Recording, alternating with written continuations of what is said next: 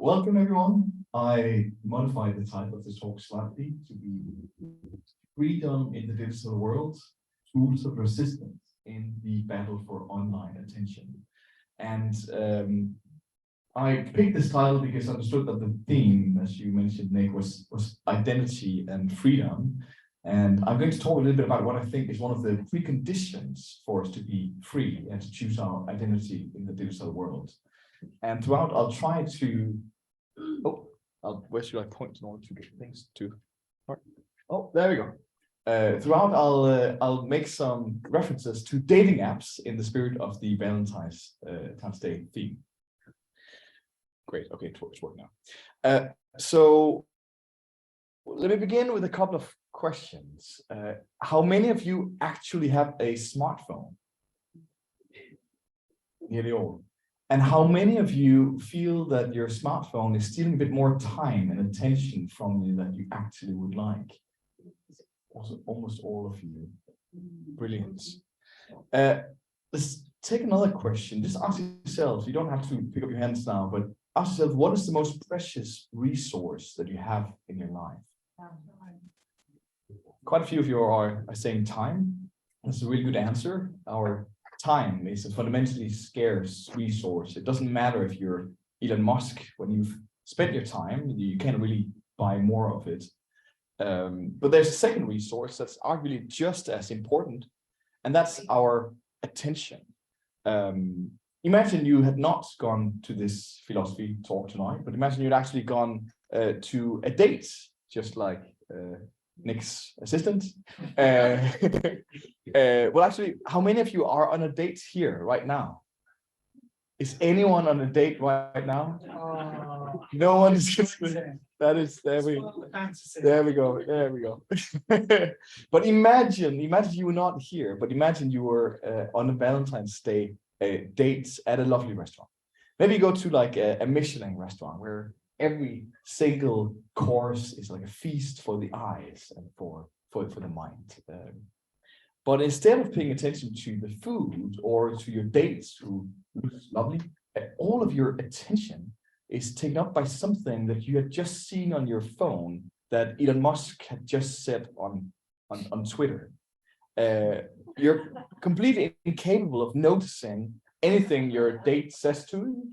You will certainly not remember anything, and you don't really taste the food. In a sense, it didn't actually matter that you set aside the time for the date because you didn't actually experience it because your limited attention was spent elsewhere.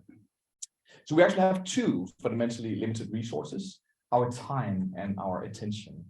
And it follows from that, one of the most important decisions in our lives is the decision about how we're going to spend our time and our attention, because that determines the conscious experience that is our life. And conversely, if someone else controls your time and your attention, then they actually control your life. Now, I'm a researcher at the Human-Centered Computing group at the University of Oxford. And how does these decisions about time and attention relate in any way to our digital devices? Well, today, more and more of our activities are mediated by digital devices like smartphones and tablets and laptops and smartwatches and so on. These devices and the technology behind them quite literally give us superpowers to do anything, anywhere really. What you see on the left here is what's often referred to as Moore's law. So this observation that at least since the 60s or so, we've seen this continued exponential growth in the computing power of our digital technology. And that meant that already when Apple made it to the iPhone number 6, that device was able to make calculations 120 million times faster than the supercomputers at the time that NASA used to make calculations for the moon landings in 1969. And alongside all of this raw power we have in our pockets now, we've got new functionalities, right? So now we can all get knowledge about anything using Wikipedia and Google. We can collaborate with anyone using Google Docs. We can stream this talk using Zoom and connect with others on social media and so on and so forth. And this functionality is now really deeply embedded in our daily lives. I recently did a study together with some of my colleagues at the University of Copenhagen, where we asked people what apps on their smartphones were special to them in their lives. And here's a quote from one of our participants where we asked what that person's special apps meant to him. And he says, well, you can find a part of my life in every single app. Like my bank account has something about my life. My photos are basically my memories. If you combine every app I have on my iPhone, it's basically just me. So the way we carry out so many of our daily important activities now are mediated by digital devices, and they're also part of how we create and maintain our personal identities. And especially during the pandemic, we also found that this new digital connectivity was completely essential for us to keep on living our daily lives. So we have all of these incredible superpowers, but instead of feeling super empowered by these devices to live our life the way we really want, right? Many of us instead just feel that we get super distracted. That in fact, all of the power of our devices makes it harder for us to spend our time in the way that we want.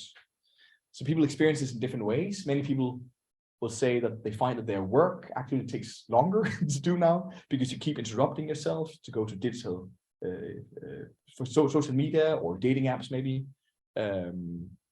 Maybe all of the people who are successful on dating apps are the people who are not here tonight. So maybe you don't experience that. Oops, what's going on? Is my computer complaining now? I see a spinning wheel of death. So imagine you see someone with a phone in bed. Oh, that's interesting. Okay. My PowerPoint has a headache.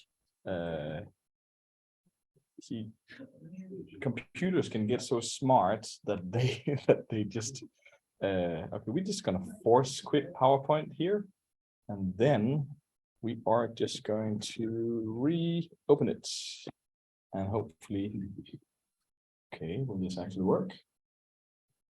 Boom. You can do this, or we might need you.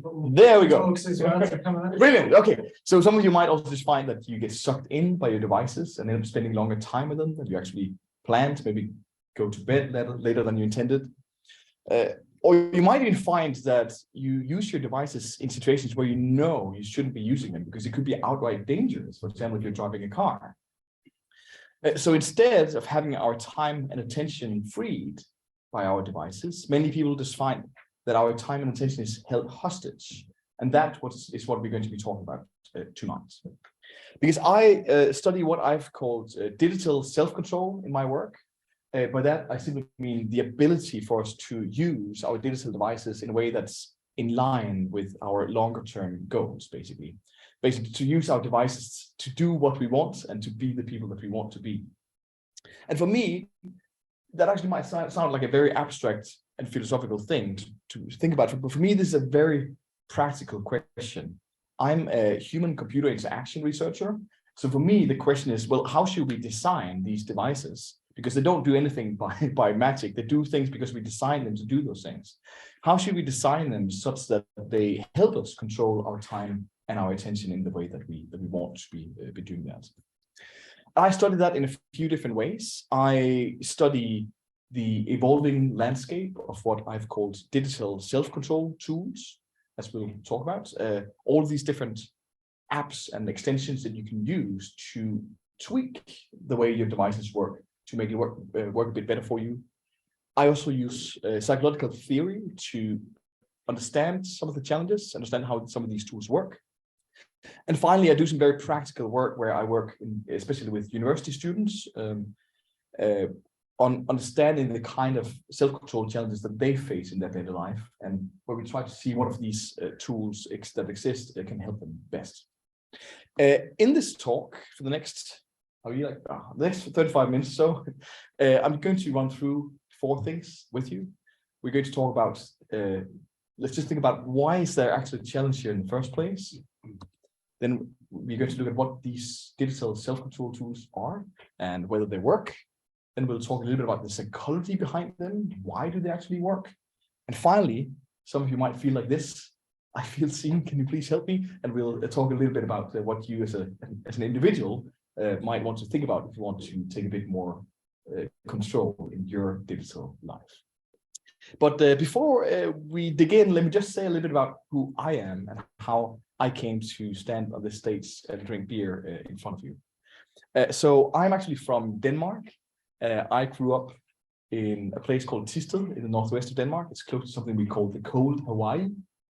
I originally, when I went to university, did a master's degree in the study of religion and psychology, where I was studying how religion can be thought of as a system that tells us what goals to have and then exercise self-control to meet them.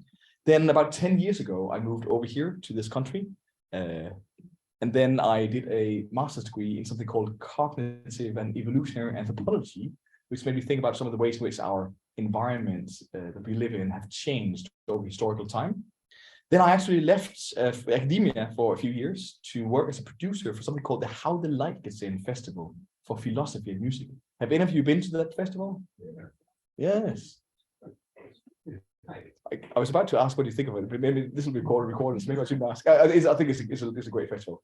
I was organizing debates and talks. It's a wonderful, wonderful place to go. I was working there for 3 years, doing debates and talks about some of the big issues of our time. After that, I moved back to Oxford, where I did a PhD in computer science, where I was studying attention and self-control and how that relates to the way we design digital devices. And currently, as was mentioned by Nick, I'm a Carlsberg Oxford Visiting Fellow at Oxford. And you might be thinking, isn't that the, yes, it is the beer. The Carlsberg Foundation is one of the biggest contributors to research in Denmark. They have this, since the last 150 years or so, they've actually been reinvesting profits from Carlsberg into the benefit of Danish society. There's a really, really interesting story behind that.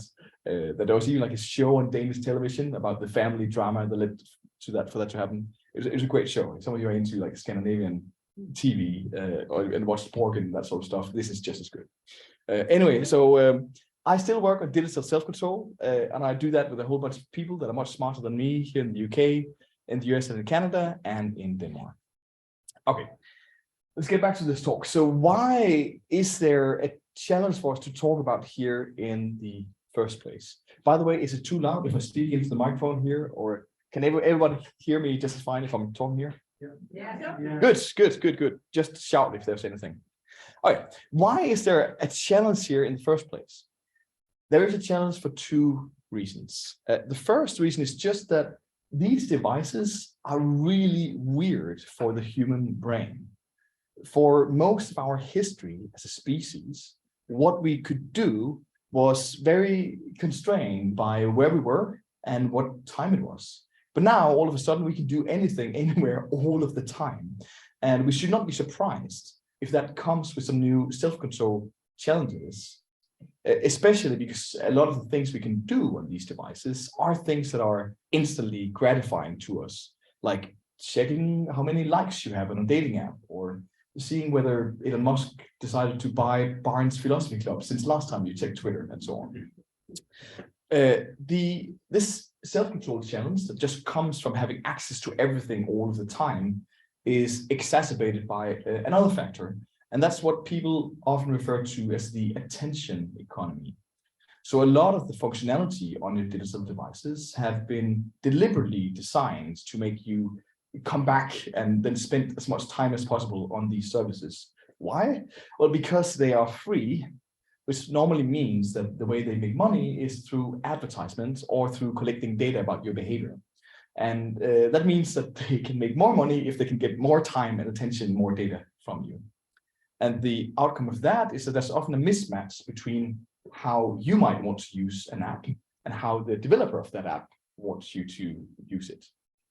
Sometimes this plays out in the form of what we could think of as gray patterns. So things that are not necessarily nefarious or deceptive in itself. So think about things like infinitely scrolling news feeds and so on, that sometimes are very convenient. They give you what you want, but they can also be a little bit too convenient because there's not really any stopping cues for you. And then if you combine that with use of clever AI algorithms to select just the right piece of content to show you next to keep you hooked, then it can be a bit difficult for us to stay in control of our time and attention. How many of you have seen that movie, The Social Dilemma? Brilliant. It's very much of a scaremongering movie that makes you feel like you don't have anything to do about anything, which is not true, we shall see. But the point still stands that, so this is just a frame from this movie where they imagine there's like these little AIs that are discussing with each other what notification they should show you on your phone to draw you back in, and what content to show you next to keep you scrolling and so on. Sometimes this plays out in a hilarious way on dating apps. I'll give you an example from my own experience with dating apps. A couple of years ago, I decided to stop using Tinder. One of the, at least in Denmark, I don't know about here. So it's one of the most used dating apps. And when I decided to stop using Tinder, at a certain point, I received this notification from Tinder. Tinder says, "I got back on Tinder and wondered why I ever left. A memoir by Ulrik." It didn't quite work. I ignored it. And then Tinder sent me another notification that said, "Listen, we surveyed 100 people and they all agreed that Tinder could do with more Ulrik." That still didn't work. And then Tinder tried to remind me of what I already knew in my heart of hearts, which was, you can never have too much of a good thing, especially if that thing is Tinder. That also didn't work. So sometimes the fight over your attention plays out in these kind of push-pull ways. Other times it plays out in slightly more overly deceptive ways, and that's what people sometimes call dark patterns. So many of you will probably have had experience like this. You're on some website in order to download a tool you need, but then there's all these things that look like they're what you should be clicking on, but if you do, you find out that they're actually just disguised ads that doesn't lead you anywhere. Okay, you might be thinking, why does this even matter? Surely we all adults, we could just do what we want to do, right? I mean, if we want to stop scrolling, then we should just do that, and we should just not click on things that we shouldn't click on. Well, the reason it matters is it turns out that our environment has a much larger influence on our behavior than we would like to think. So this is very clear from the psychological research that has been happening for decades on how self-control works. So for example, psychologists have studied what makes the difference between people who are really good at self-control and living their life in accordance to their long-term goals and so on, and the people who are not as good at it. And it turns out that the difference is not that people who are better have some more highly developed frontal cortex or something like that. No. The difference is in the strategies that people use. The people who are better at self-control are the people who are better at setting up their environment such that they're just less exposed to distractions, and so that they're able to also acquire some habits by just acting consistently, so that when they meet temptations, they don't meet them that often, and when they do, then they have some automatic habits. So what that they will do without thinking will most of the time be kind of what they want to be doing. So the catchphrase here is often that the people who are best at self-control are the people who use it the least. Okay, now so back to the digital world. If you think about this, then the problem of the digital world often is that we don't have the power to control our environments. That we might find that there are certain apps that becomes the apps that everyone uses. If everyone else uses Tinder, then I guess we should get on it, even if we think that the interface makes us do things we don't want to do. Same thing could go for Facebook, for example, where I guess Facebook systematically become with a term that Cory Doctorow has called enshittification. It's become worse and worse over time, but you can't really leave it because it's where everyone else is.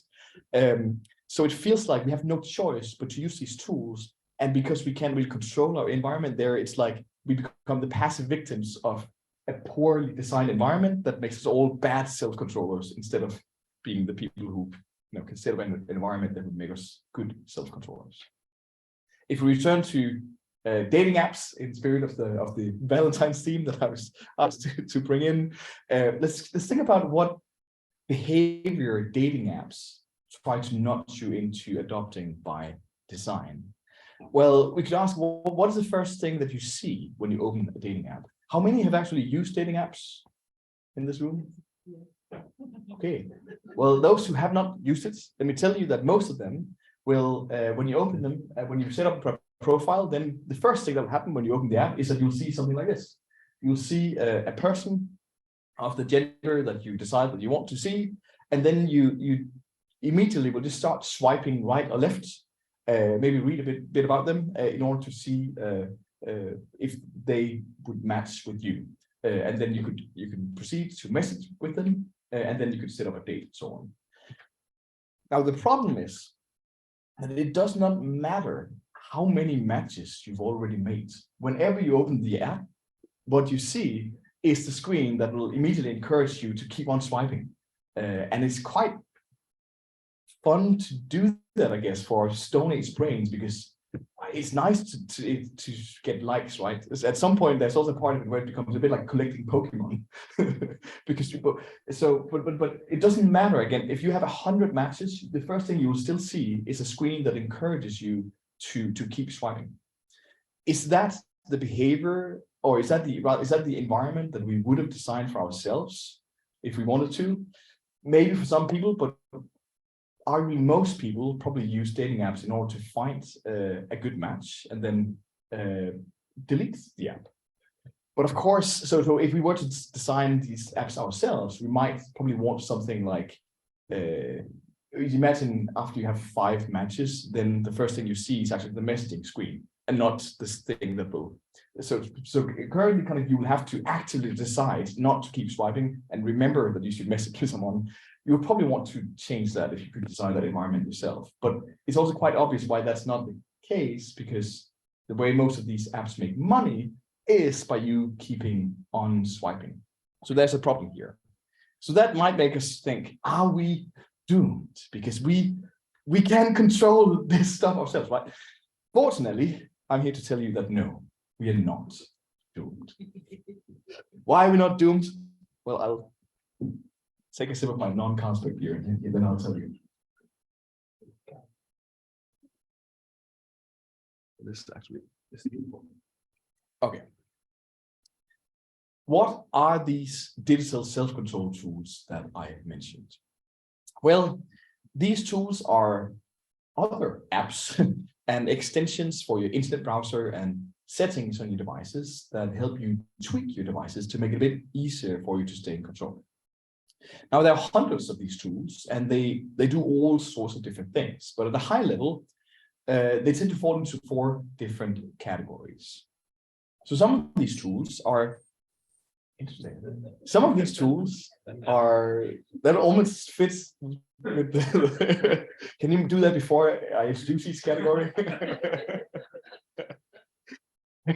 Some of these tools are things that will help you block or remove your own exposure to distractions. So, for example, imagine if you could block particular apps or websites during certain hours of the day, and maybe be like, okay, I just can't access dating apps when I'm at work, for example. There are also tools that can help you take more precise control and have your own version of the internet. So, for example, if you have to use Facebook, but you find that the news feed is just a big attention sink for you, you can install a browser extension that will just remove it and maybe give you like a motivational quote instead. In general, whenever you access something through an internet browser, you can, in principle, yourself have completely local control over how you want the internet to appear, because the internet runs on open standards, thanks to Tim Berners-Lee and other people. Okay, so some of these tools will help you block or remove distractions. Others will help you track what you're actually doing and see that, so you can compare what you're doing with what you think you're doing. This is Rescue Time, which will send you like a weekly overview of how you spend your time on your laptop, so you can see how productive you've been or non-productive.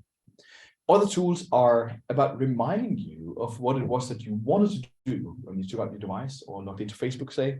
Here's a fun example in the form of a browser extension that will remove recommended videos on YouTube and then put a to-do list there instead. So when you go to YouTube, you're reminded of what you had to do that day. Here's another example where I've used a shortcuts app on an iPhone to ask myself why I opened Tinder when I opened Tinder. There we go. And finally, some of these tools are instead about trying to make it more attractive for yourself to do that thing that you meant to do instead of something else. How many of you know this app called Forest? This is especially popular amongst students. And in a way, it's just like a productivity timer. So you set a timer, for example, for half an hour where you don't want to use your smartphone. And then this timer counts down. But then the catch is that while it counts down, you see that this cute tree that is growing, and it will slowly turn into like a full tree, right?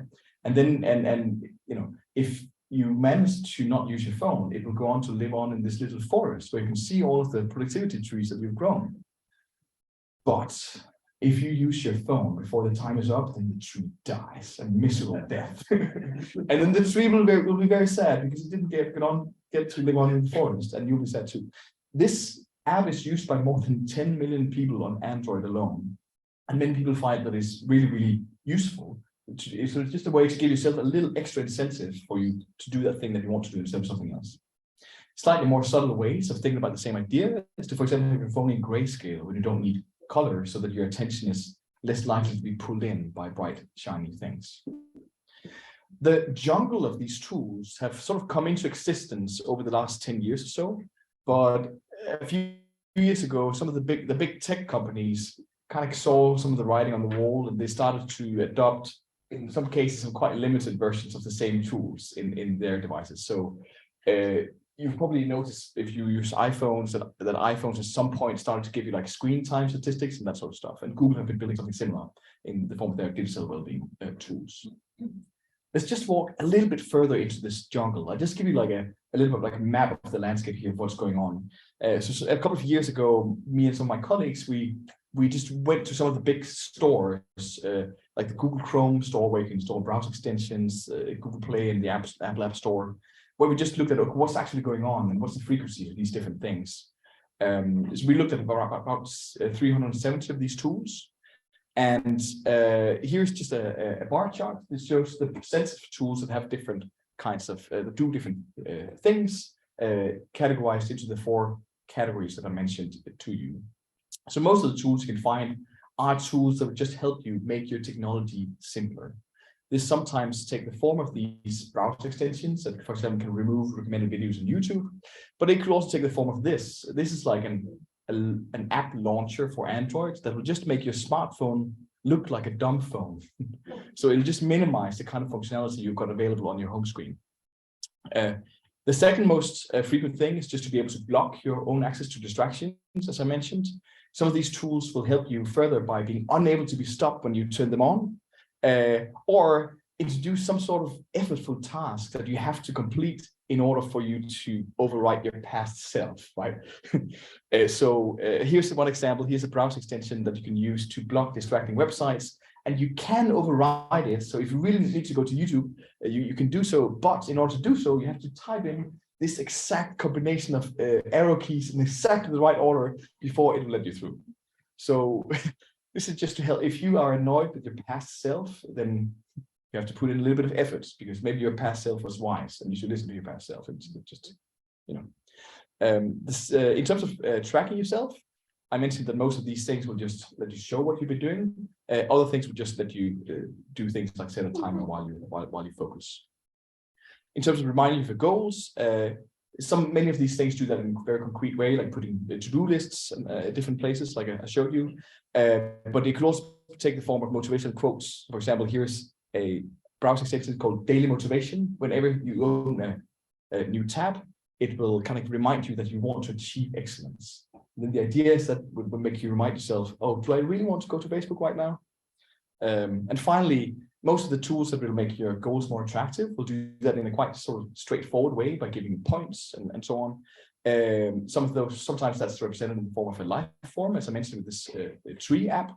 But we also found one fun example of real life punishments. This could take the form of you automatically paying money out of your bank account if you spend too much time on Facebook, or this is a bracelet that can give you electrical shocks. And this is included here because it comes with the browser extension. So you can sync it with with Google Chrome, for example, so you can automatically give yourself shocks if, for example, you spend too much time on YouTube or whatever you want. There's a difference between the platforms here. So the kind of freedoms we have depend a little bit on what tools we're using.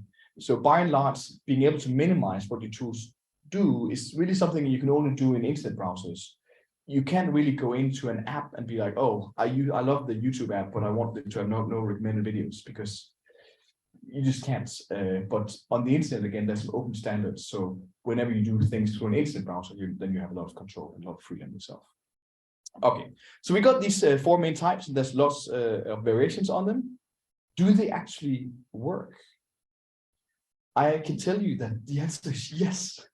It can make a really big difference how you set up your digital environments, just like in the physical world.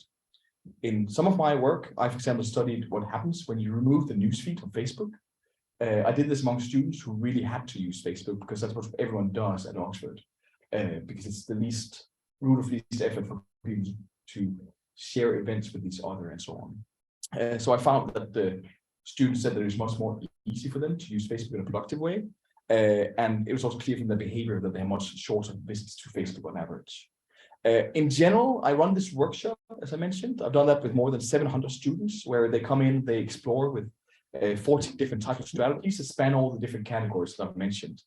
And the headline takeaway is that it really works.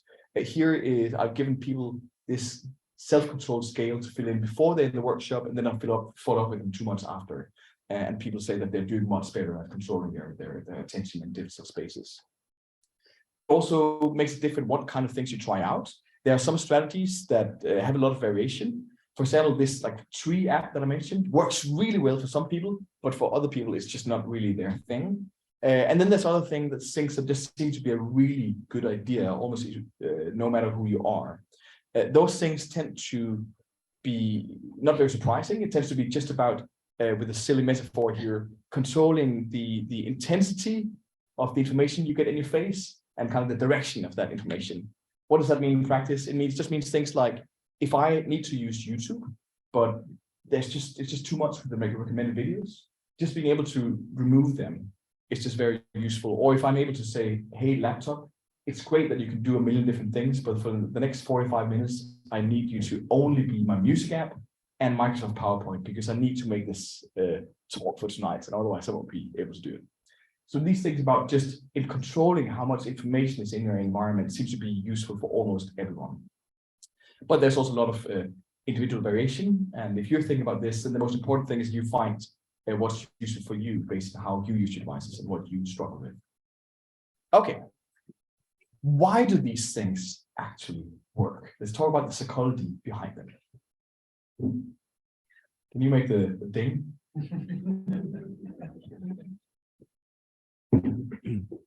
Okay. If you ask a psychologist how the control of our behavior works, then they will often say something along the lines of the following. There are 2 different systems in our brain that controls our behavior. The first is often called system 1, and that is when our behavior is controlled by our automatic habits or reflexes.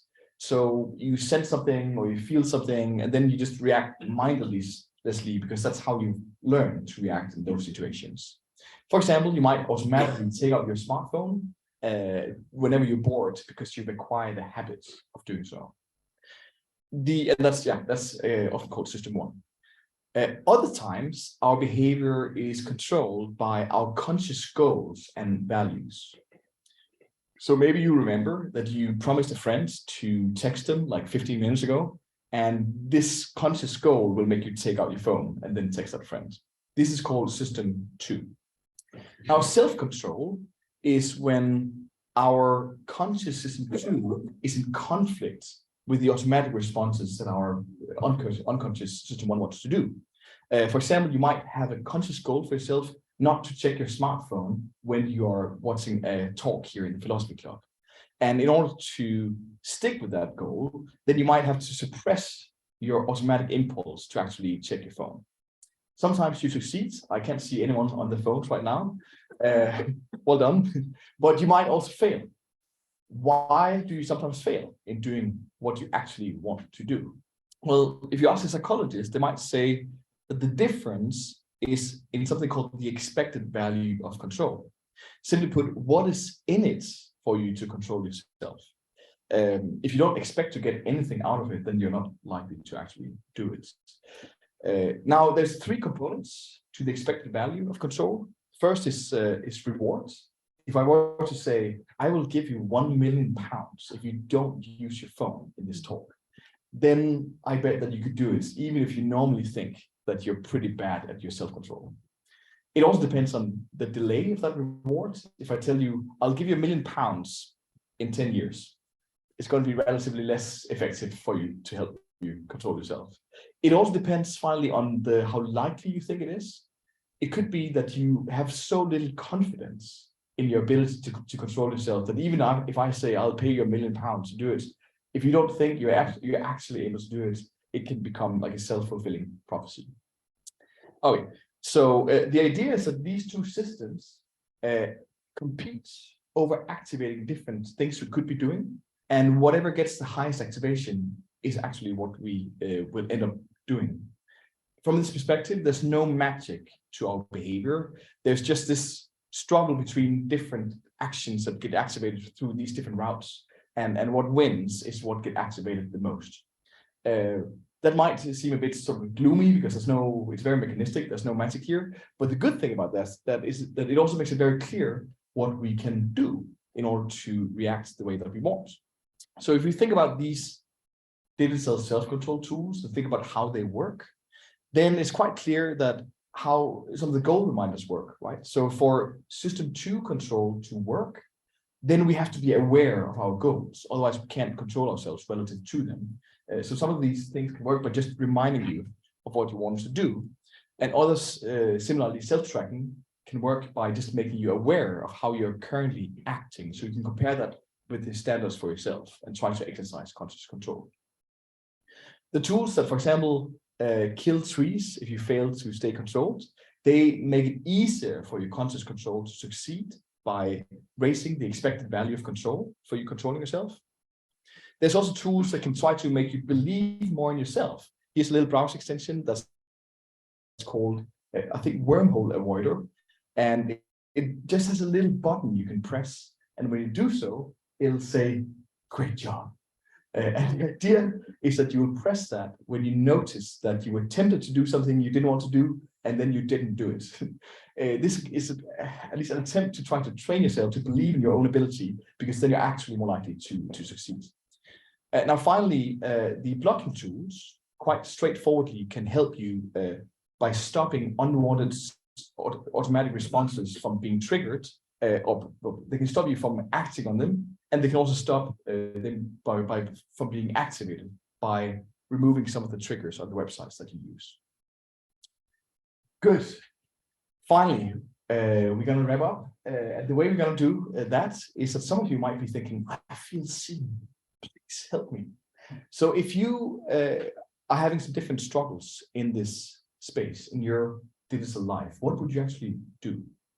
Well, I work on that very, very often. I run this course for students, a little workshop that takes about an hour every term at Oxford. And what we do there is we go through 3 steps with people. The first step is just to ask people to reflect on what concerns they have, and what their goals are. Then afterwards, we explore some of the practical solutions, try to see what's the best match. And then finally, we have people commit to experiment with the things that they think would be the best ideas for them to try. When we do the reflection, then we'll ask people to think about the triggers of use that they don't use or that they don't like. So some of the things might be things about the digital environments, and other things might be things about their inner environment. So many people find that if they're feeling down or sad or lonely or stressed, that's really when we tend to lose control over our use of our digital devices. So we ask people to think about, what are your challenges? What drives those challenges in terms of these inner and outer triggers? And what would success look like for you? Then afterwards, we go through these different 14 strategies with them. We actually have a website. If any of you are curious, you might want to, I can bring this up on the screen afterwards, where we list a whole bunch of different specific ways to apply these different strategies. Oh, there we go. This little website will allow people to click on these different strategies and then show some different browser extensions and apps that you can use to do those things with. And then finally, we end up with the people committing to trying things out. One of the ways this could end up looking for a given person, this is actually my own example, is that people might end up deciding, okay, on your smartphone, maybe you deactivate your internet browser because you find that there's just too much if you have access to everything all the time. And maybe you also end up deinstalling social media on your phone. Actually, this is what I do. So I don't have these things on my smartphone. On my laptop, I use a browser extension to hide distractions on Facebook. So Facebook looks like this for me. I use the same extension on YouTube. This is what YouTube looks like for me. And for me, Twitter was a really hard case. So I used the blocking tool to block Twitter all days except for Thursdays and Sunday afternoons.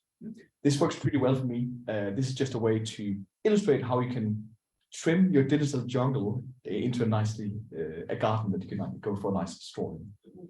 If we were to think about dating apps specifically, one of the problems of dating apps is that they actually only come in the form of apps. I think, especially the most popular ones, they don't actually have a website where you can go visit them in, which means that if you want to do something like what I suggested in the beginning of being like, okay, when I have 5 matches, then just go straight to the messages, you would be able to do that if you could visit them in a website, but you can't. So what you might want to do instead is that you could be like, oh, maybe just like me with Twitter, maybe you'll decide that it's only Thursday and Sunday that's your love days. Or there's other apps that you can use to just delay their opening. So imagine that every time you open Tinder, you'll be asked to just take a deep breath, and it'll show you how many times you've opened it that day already, or some other message that you want to see. Okay, let's wrap up here. What can we conclude from this? Our digital technology really gives us superpowers. We've never had so many possibilities before in human history to get information instantly about anything and communicate with anyone and so on and so forth. But that also means that there is a historical self-control challenge that comes along for the ride. Like, how can we have permanent access to all these things without also just being permanently distracted? And hopefully this is not too... Okay, there was meant to be like a dramatic sound effect that said... Some people are very pessimistic about this, assuming that we're all doomed. But I hope that you feel a little bit optimistic, because I believe that we should think exactly the opposite. I think that the very flexibility of our digital devices means that we can actually, ultimately, I believe that we can get better at controlling our time and our attention in the digital world than we have ever before been in the physical world. And that's because we can have precise control of our environment in the digital world in a way that we can't actually in the physical world. It's just that at this moment in time, it might not seem like that, because we have a lot of tech companies that have become very powerful, and we have a lot of services we all feel that we have to use that are not designed in a way that's aligned with our interests. But that's just what things look like right now, because in principle, these devices are so powerful and so flexible that they could be designed exactly around the limitations and the vulnerabilities that we have as humans in order to empower us to live our lives the way that we want. So I think that the future, hopefully, can, we can talk about that in discussion. There's potential that the future can be enormously bright if we try to push for that. So with that, I'll say thank you so much for your attention.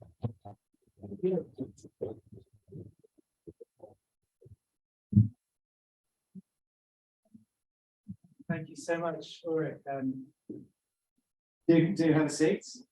And just occasionally, very rarely we get asked, what exactly was the relevance of that talk to our daily lives, Nick? Why did you think that would be useful for us? And I don't think that's an issue that any of us have with the talk today. And well done, everyone, on keeping your phones in your pockets. It's nothing like having a lecture on digital distraction to reduce it. So well done, Ulrik, on capturing everyone's attention. I think we have Brian here. Brian, there is, I believe, another microphone lurking behind the curtains with Patrick. So if you can avoid tripping over the wire we've laid out for you there. There we go. Yeah, never mind. Yeah, that was too ambitious. Could we have, and while we sort that out, and hopefully Brian survives the walk. We haven't done the risk assessments on any of them. If you are on the Zoom, we're not sure that the sound is going to work perfectly, just for a change on your Zoom questions. So perhaps try to, if you have a question, type it in the chat, and one of us will pop up and read it at some point. So if you've got the chat window open, we should be in good shape. While you in the audience think of questions, one thing that struck me, yeah, bring it over here. One thing that struck me was just understanding the business model and the prevalence of these anti-distraction apps. Can you really build a business by getting people to pay you to stop you doing something you want to do? And how apparently yes, and how's that working? That's a really good question. So they are so just like people talk a lot about open source software. So there are many things that have come to exist in the world just because people like to build cool stuff and then share it with others. So there are sometimes things that are just done purely out of so there's many Chrome extensions, for example, that seem to be something that people have just built for their own purpose. And then because it's relatively easy to share a Chrome extension, then they've just been like a bedroom hacker who's then shared with others. So there are many tools that are also like open source tools. Maybe they even make the code for it available.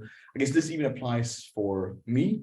So because I like to use the Safari browser, but there was missing some of the tools that I wanted. For example, I really wanted to remove the newsfeed on Facebook, but there wasn't an extension that did that on Safari. So I built it myself. And then I put it online as well. In my case, my money comes from the Carlsberg Foundation. So I guess that there are things like that where people do something and they're been subsidized by whatever else they're being paid by, and then just out of their good hearts, they will share it. But there's also some commercial players. There's one app that's called Freedom, for example. That's probably one of the most well-known blocking apps that kind of has like a subscription model. There's a blocking app that's called Cold Turkey. That's also another one of the really good ones that is just very well done. And then they will have business models like any other apps that people might, in the case of Cold Turkey, just pay like a one-off thing for the app, or it could be like a subscription-based thing. But I mean, sometimes it can be a bit hard because this is also a space where you would not really want to use apps that are not either open source or where you understand the business model, because if you're not paying for something, and if it's not a community effort, then you tend to be the product. And many of the, especially the blocking tools and tools that track you, you give them a lot of power, right? So you wouldn't want a blocking app that then suddenly just blocked you out of everything, and they said, I won't give you access to your computer again unless you pay me like $1 million or something, right? So it's also obviously kind of a space where people have to be a little bit careful, and especially people have often we've trained ourselves to not pay for anything, and that is often a bad thing. The tools that we use every day are really tools that we should want to pay for in order to support their existence. Yeah. Can you play that every time I make too long an answer? You're right. That was way too long. And I suppose related to that question, how serious do you think this problem is, and how new is it? You talked a little bit about phones being different and more powerful from everything else, but presumably the same was true of telephones and television and so forth. Yeah. To what extent do you think this is really a completely different problem versus just a slightly greater problem than we've had before? Yeah, so it's true that, of course, a self-control challenges is nothing new. So my first degree was in the study of religion, and if you read the letters of St. Paul in the Bible, a lot of it is about self-control. He writes about all the good things he wants to do and don't, and all the bad things he don't want to do and does, right? It's not new for us to struggle with impulse control, but there is something just new in the scale with which smartphones in particular give you permanent access to all of these things that we haven't really had before. I think with most things in life, it's difficult to say when is anything really ever sort of qualitatively new. But these devices do give us access to things that are instantly available, but they can also be tailored uniquely to us in ways that things couldn't be before. So if you read a novel, then you will be reading the same novel as everyone else reading that novel. But if you sit with your phone on the toilet and scroll through a recommender feed, no one else's recommender feed will be similar to yours. So there's a new thing about the scale of reach to you, and then also just the interactivity of it that we haven't really seen before.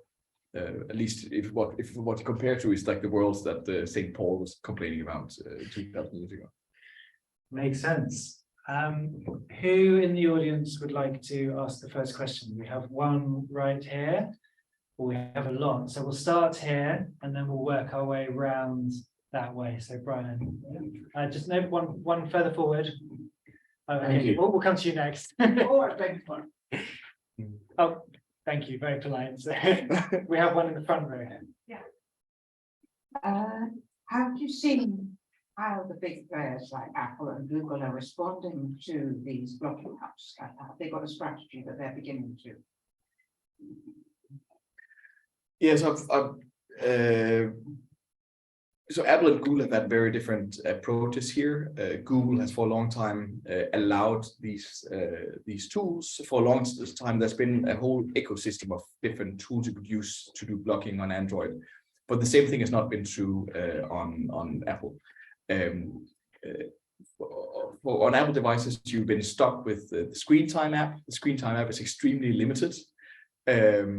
I've seen some headlines about like a newer sort of crackdown on digital self-control tools. I haven't actually looked into them myself, but what I know is that so in the workshop I run now there's actually another app than Screen Time that I'm promoting that's pretty well done. That's called Opal, because Apple have fairly recently opened the it opened the API to the Screen Time app, so that other people in principle can build blocking tools similar to what Apple is doing. So I haven't really seen the details about whether there's anything new on the crackdown. My hope is that it's just like some smoke that's not really, where there's not really a fire, because my impression is that the idea is that with the opening of the access to the Screen Time tools for other developers, that it should be in principle be possible for people who are different than Apple to build it. And I've tested out this particular app called Opal. So unless Apple has removed that app, then at least it is now possible to actually have alternatives to Screen Time. But maybe there's new things I haven't actually seen. Thank you. To pass the microphone just back behind you. There we go. Thanks very much for the talk. It's very interesting. I use a number of search engines. I don't seem to have a lot of problems with self-control. But I want to ask you a question about dating, if I may. They say that when you look into a person's eyes, you look into their soul. I would have a certain difficulty in explaining that. However, could you do a comparison between this kind of chemical engagement and maybe the power of data analysis and the kind of information that they can bring to bear in a dating app? That's a really interesting question. I was talking with some friends about this the other day. I think it's probably fair to say, at the very least, that it's an unsolved problem. I mean, I do know lots of people who are happily married and have met their partners on dating apps. So I think it's clear that there's some upsides to it, and some downs. There's some obvious downsides and some obvious upsides, I think. Gazing into the eyes.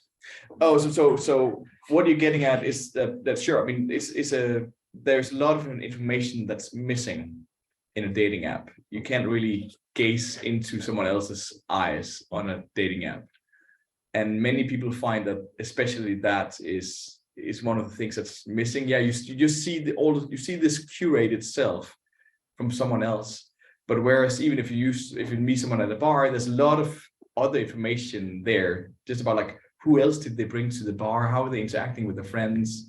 Then how they're looking at you when you meet them, and so on. Whereas it's a very different way to meet on a dating app. That's true. Great answer. Thank you. We have another question at the front here. Just on that, I think one thing I hear is a big frustration on dating apps is that a lot of people, and this kind of fits with what you were saying, just sort of get into doing things on the app, you know, the swiping and the occasional message, and don't ever sort of bother to get to the meeting in real life phase. So that sort of jump from the swiping to the gazing is definitely an obstacle for a lot of people. Yeah, a lot of sometimes in this world, it's also just a question of like following the money, or following the business model, because so much of the way in which these apps make money is connected to the matching phase, right? And then the kind of psychological vulnerability they're hooking into is the reward that we get because someone else likes us, and that is an enormous powerful tool for everyone, right? I mean, we want to be attracted and be liked and so on. But I wonder what it would look like if it's even possible to have business models that are instead trying to hook into the meeting. Some of it, I don't even know how we would do that. Would you sort of like commit yourself to then you and your partner, when you found the right partner, then you will retrospectively pay money to the app for saying, great job, we actually. Well, that's the traditional business model, wasn't it? That's one matchmaker, yeah. That's it's difficult to see how. That's one of the challenges, right? The business models are so important, but it's difficult to see how you would do things otherwise, even though no one's really satisfied with the status quo. Over to you. I wonder if you think speaking to a living soul is comparable to looking at their eyes. It's proper communication, and that actually cannot be done by any means by clicking a button. That's why this problem is very big.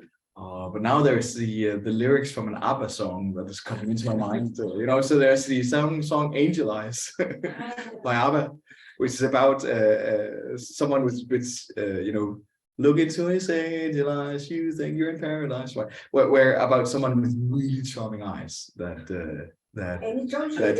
you really shouldn't fall in love with because he'll screw you over.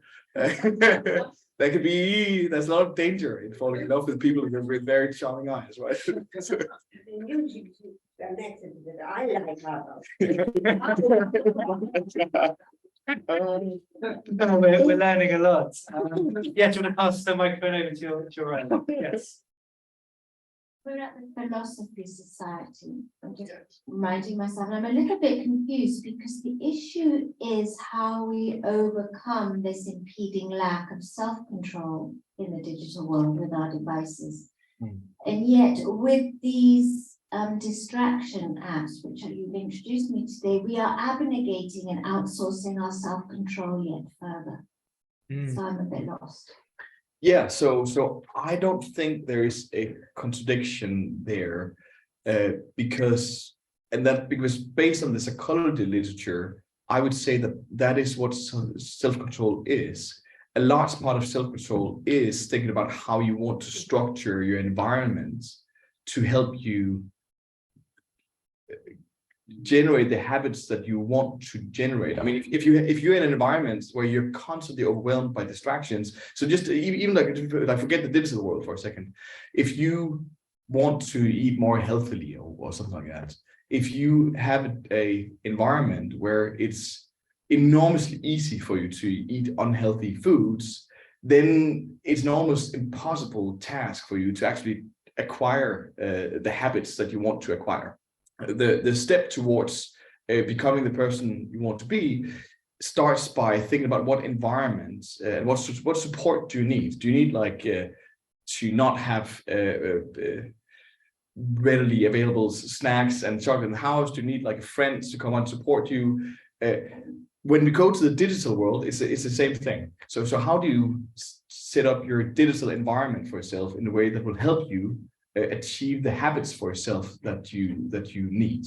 I agree with you, but I still think there's a tension there between our external environment and our internal one. Yeah. So we're talking about having an external environment to support us. Yeah. But we're not leaving a space to develop the internal one. Yeah. I think the two go together, and it's a really important question. So it comes up a lot in the workshops that I run, that there will be people who say, well, I mean, success for me would be that I don't need any of these tools. Success for me is that I can just use my inner resources to stay on track. And I think it's an open question there, what we should imagine success to look like, because I think the idea of being completely able to control yourself in any environment is wrong. So you might get better at it, but so the takeaway from most of the psychology research and self-control in general is that your ability to inhibit impulses and so on also fluctuates a lot with how you feel. I mean, are you tired? Are you sad, angry, and so on? So sometimes there'll be a more distracting environment that you'll be able to deal with because you've been well slept and you're well fed and so on. But it's not a very reliable strategy. So the more reliable strategy is to externalize it, or at least you probably want to do both things together, because if you're in a too distracting environment, then you're also not really setting yourself up to be able to acquire automatic habits in the first place. So maybe if you have an easier environment in the first place, you're in a better place to adopt habits that will then allow you to be in a higher distracting environment afterwards. Okay, I'll shut up now, but my last point is that this digital environment is ubiquitous. It's not like going in a place where there's healthy food or a cake shop. I mean, we don't have that choice of environment to make anyway. Yeah, well, let's take a few more. Who else would like to ask? I see we've got a few more who haven't yet asked. So it's one in the front row and then two behind. So then we'll come back to you. Just on the business model of dating apps, to your point that lots of men go on there and then they never actually date. That's the business model of dating apps, because then you pay a monthly subscription. So as Facebook wants you to spend a lot of time, so you serve a lot of ads. A dating app is basically a 60-40 business where the men pay, the women are free. The men's the audience that pays. It's a bit like the old days of a Thursday night, ladies' night at the nightclub. So the ladies got in free and the men went in and bought all the booze. And it's exactly the same business model. It's just, it's no different from Facebook or Google or anything else. That's their business model. It's not their design. If you find love, you go with the dating app. Therefore, you're not worth anything to them as a customer. Yeah, I think that fits with what you were saying, Ulrik. Would you agree with that? I don't know what the the gender split is on Tinder, for example. So I think in Denmark, I think most of these where I'm from, I think many of these apps are kind of just as used as men, but there's definitely kind of other niches in the dating world where it's 100% kind of men go to them and then they wants to aim for 60-40, because once the men start to get to 17, 80, then there's you run out of women. So all the marketing that they do all the time is to get women in for the men who can. And that's the business model of it. Do write this down. Subscription business. It's a subscription business for men, and they, there's absolutely no benefit to them in finding you a wife or girlfriend or anybody else. I mean, I wonder what the statistics are there, but I wouldn't, if I had the data on the frequency of men versus women who pay for. So on Tinder, there's a bunch of different things you can pay for. For example, you can pay to see if other people have liked you before you like them, and so on. You're doing that from a male point of view.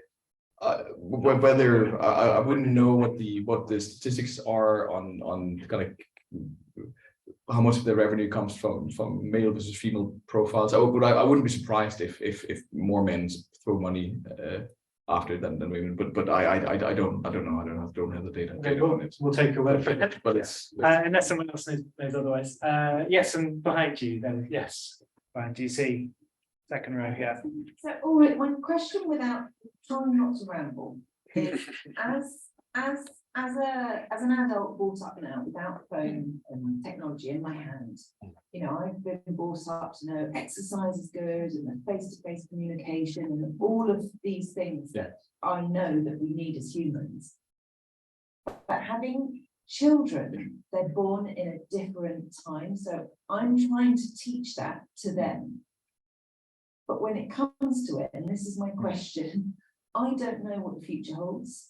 So I don't know whether, there's going to be a huge, great metaverse or virtual reality, or actually these children are going to need to have, I don't know, some Ready Player One, something ready. And it's really difficult to parent. And what is coming? What do we do? Should we be blocking apps from our children? No. So I think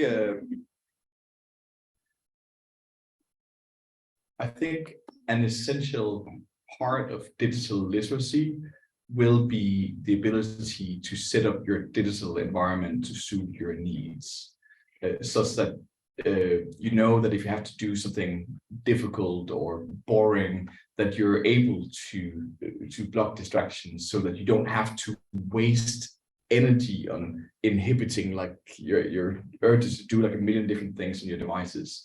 So I think kind of this entire toolkit of being able to set up your environment to suit your needs, I think that should be become like just a basic part of what we teach children in schools.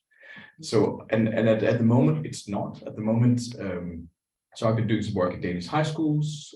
In Denmark, there's also some requirements that people in high school should be taught critical digital literacy skills, but all of that is about how to deal with misinformation and cyberbullying or whatever. There's none of it that's just about how to maintain focus on your task, on your devices. And I think that's setting our kids up for failure. I think giving children a device where they can do everything with minimal friction is really silly. I think the solution is that here's the most powerful device that we've ever built in the history of humanity that can do anything all the time, and here's how you configure it into the tool that you need for the specific tasks that you have to do. So that if you need to do your schoolwork, you mute notifications from these different things. Maybe you turn your laptop into a typewriter for 2 hours, so that's just all you can do. And that's fine. I think the problem is just that we have these multifunctional tools that can do anything. And the idea that we just have superhuman willpower, that we with superhuman willpower can just decide not to do all of these irrelevant things we should, and instead focus on this boring attention demanding task without getting any support, I think that's silly. So I think just like in the physical world, we are used to going to the office, for example, to work. and you wouldn't like bring all your friends with you to the office when you need to do an important task. But somehow we think about differently about the digital world. I think we need to think similarly about the digital world. That everyone here would be reading books. Everyone here would be able to sit and read a book easily. And I work with children, they got 10-second TikTok breaks. Yeah. It's 10 seconds. Yeah. And it's endemic. And what am I supposed to teach children? So we didn't have a microphone there, but the question is, I suppose, do children's brains work differently? Do they have shorter attention spans?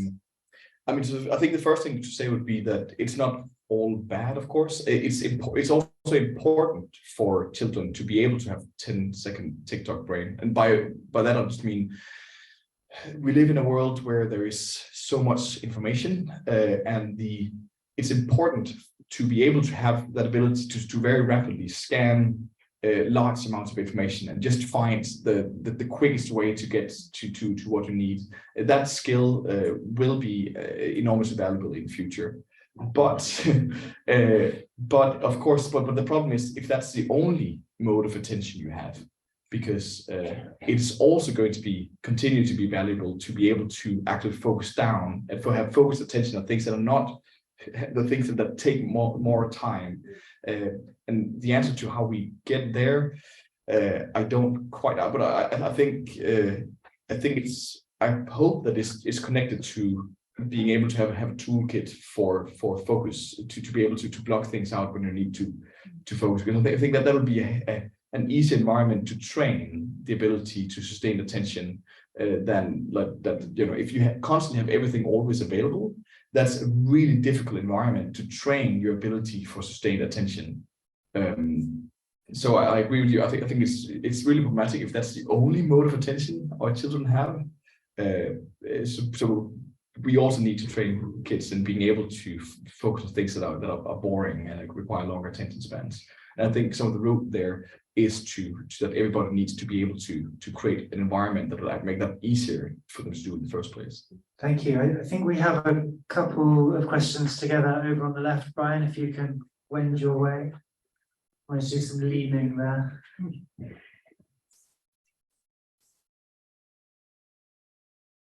Thank you. I find I'm fairly disciplined in the way that I look for information. And for example, I will look quite a lot on a website or a podcast called Silicon Curtain, and another one which is a Telegraph, all to do with the Ukraine problem and war. And everything seems to be okay. I can scroll very quickly through things, but then suddenly something comes up like Mrs. Bloggs' hack on how to clean your oven. Do they know that I need my oven cleaned? And that I've tried a load of different things to clean the oven and they haven't worked. So therefore I am distracted and go on to that website, onto that little bit of the internet. And how do I know who is regulating Mrs. Bloggs so that what she tells me is actually true? How do you know whether an advertisement is not just like a false advertisement for a bad product, or do you mean how does the ads get targeted, or how do you know whether the product is there somebody who actually regulates what people put online? That's what my question is. In other words, if you claim something which is practical, we'll just talk absolutely fundamental practical things. How does one verify that is so? Because then I will be for half a day maybe involved in something which is totally useless. So I'm really distracted. The oven's still not clean. Yeah.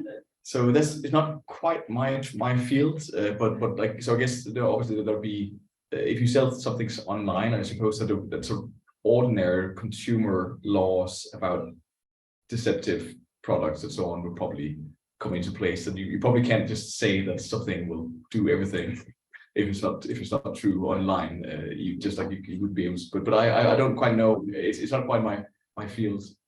It's just that this is the sort of kind of distraction Yeah. that really can be totally useless. Yeah, we know, we hear you. Yeah. Can we also get a question from, yeah, thank you. Thank you very much for the talk. We could talk for hours and be like that. So a few things. I think that what we're living now is more similar to what happened with when the printing press came out, which consequences were a lot deeper and a lot longer than just the TV or the radio. I think we were just such a leap forward that it will probably turn ugly before we learn to evolve and to treat the new tools like what they are, tools. That's it. We are. I think there is starting to be some kind of return, of complete chaos and misinformation or something. But at least at an individual level, people are starting to feel a little bit more safe because of programs like yours and maybe they're starting to read more about it. But yeah, I think that it will turn ugly before it gets better. Also, in relation to the Tinder, it's funny that to dating apps, apparently now the people are starting to go back to face to face. There was a mention of this in I don't know if you know Bill Maher, the comedian. I think it was last Saturday. He said that finally people are leaving Tinder, going back to face. It's start. Francisco, can we edge you towards a question? And then, sorry. But the question is, I saw a lot of Kahneman and Jonathan Haidt in what you in the contents of what to think of your presentation, and I wanted to ask about Jonathan Haidt talks about system 1 and 2. He calls it the elephant and the rider.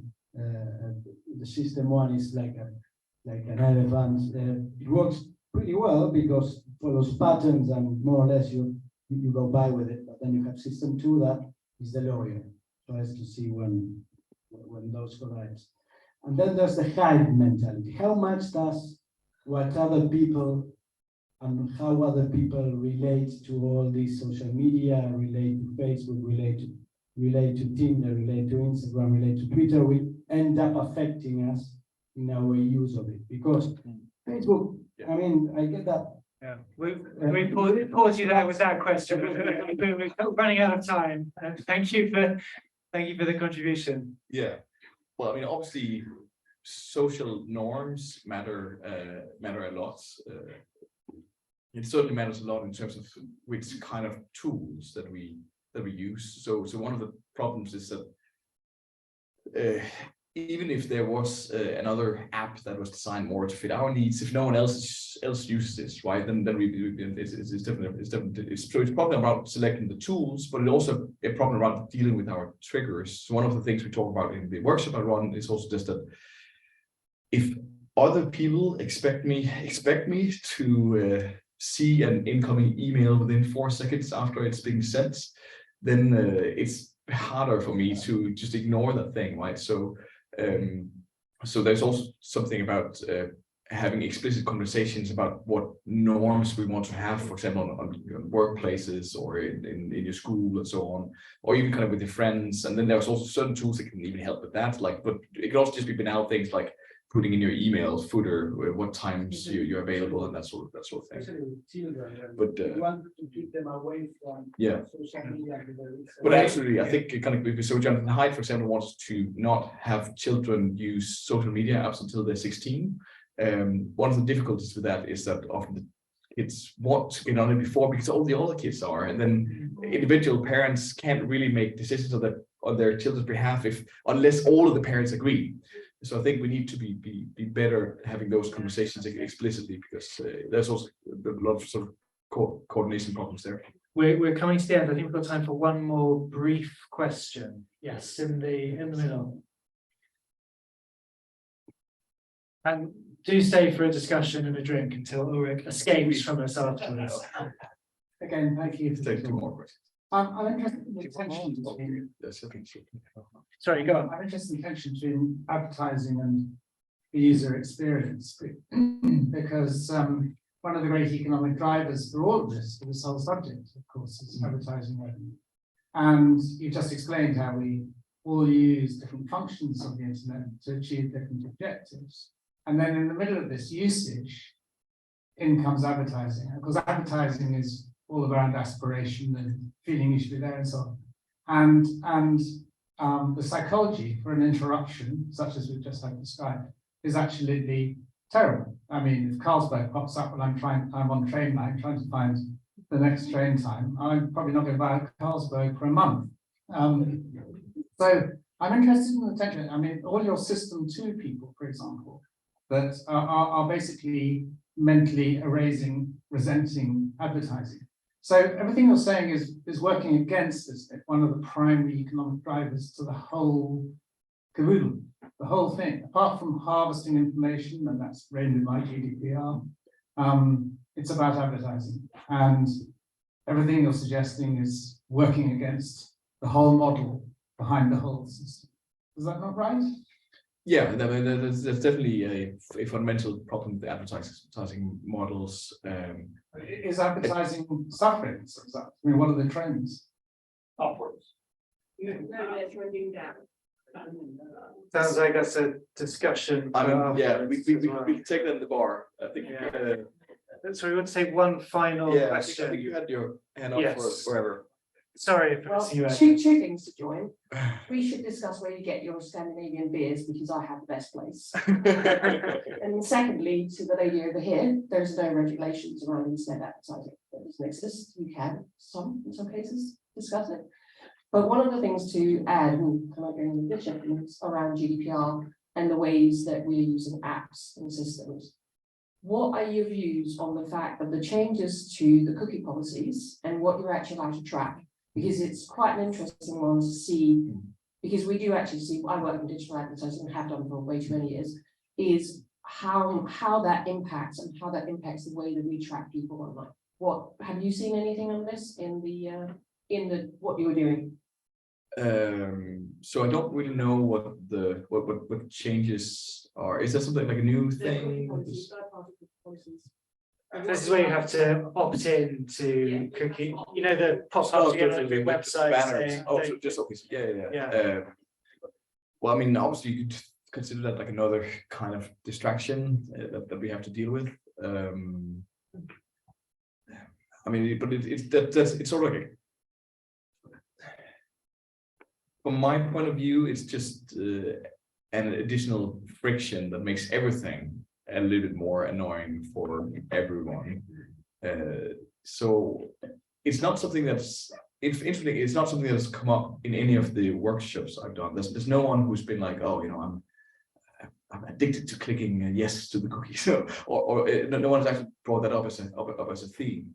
So again, but I guess you could almost imagine it as going in the opposite direction, because it means that on some of the news websites, for example, that people might have a difficult time regulating their own use of, if they have to click on something every time in order to get into them, it's almost like a little stopping cue because I assume that it actually would work in the opposite direction, that it would mean that content that people would otherwise get sucked into, it's almost like a little speed bump, just like the example I showed of like delaying the opening of specific apps and be like take a breath. I guess most people don't go like take a deep breath when they see a cookie banner. I think so instead might just be a bit annoyed, but that annoyance might actually be something that could mean that they never go onto the content in the first place, which from a self-control perspective, I guess could sometimes actually be a useful thing. I think it goes back a bit to Barbara's question about why are the adverts so good, right? To an extent, that's because of the tracking of your behaviour, knowing what to show. Anyway, talking of self-control, we're at 9, and I want to say a big thank you to everyone for coming in such large numbers on Valentine's Day, which I think says everything you need to know about Barnes Philosophy Club and its audience. So we appreciate you doing that. I would like to say thank you to Patrick behind the curtain, who was making all the tech work. Thank you, Patrick. It's not even as easy as it looks. And also a thank you to the lovely Brian for running around with the microphone. And finally, I mean, he had no idea what he was letting himself in for. Had a recommendation from Ruben, who was a previous speaker. But I want to say to you, Ulrik, just thank you so much for being with us tonight. We really enjoyed it.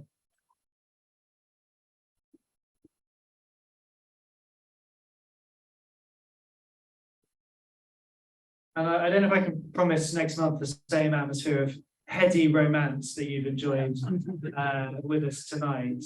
But we do have Professor Sophie Grace Chappell on the 14th of March. So she's a good friend of the club, a great speaker.